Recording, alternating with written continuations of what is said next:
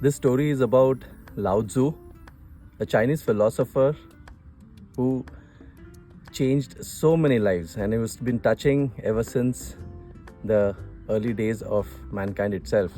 So this story goes way back in time when Lao Tzu visited one of the monasteries where there were many monks who was to come there to learn about Buddhism, who learn about Zen.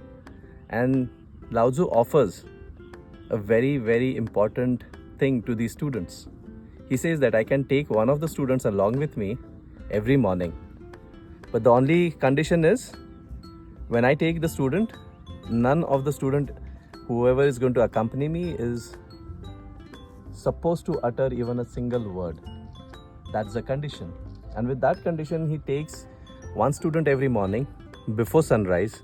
They have to walk a long way, almost like 30 minutes, to a point where they can see the sunrise. And so the journey begins of learning for these monks. Every morning he takes one of the student. They walk along with utter silence, no words, absolutely nothing spoken. And when they reach this particular point, Lao Tzu sits looking at the horizon, and when the sun rises, looking at the beauty, he sits staring at the magnificent sunrise and the beauty of nature. And while this goes on, after a while they sit there and then they come back, taking the path of almost half an hour to the monastery. Until one day, a young monk goes along with Lao Tzu, and the same thing. They walk along for about a long way of about half an hour. They reach the point, and when the sun starts to rise, putting its magnificent glory across the horizon, what happens is, looking at the magnificent beauty, the young monk says, "Wow." And that comes very spontaneous, looking at the beauty. And that's it. They watch the sunrise, and then again they take back the path to the monastery. Upon reaching the monastery, when they assemble in the morning, Lao Tzu says, "I'm never going to take this student back again with me." And everybody is astonished. What happened is what they ask Lao Tzu. Lao Tzu says, "This student talks a lot." And everybody is astonished. So they ask Lao Tzu, "What did he talk?" And Lao Tzu says, "When I took him in the morning, he was quiet until the point where we reached the horizon. And when he saw the sunrise, he spoke so much."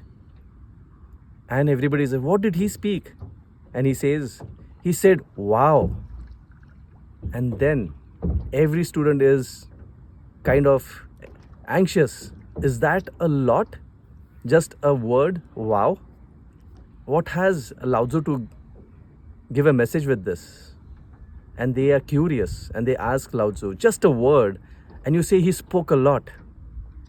And that is what he explains to all the monks and students.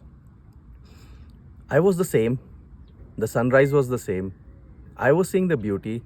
He was seeing the beauty.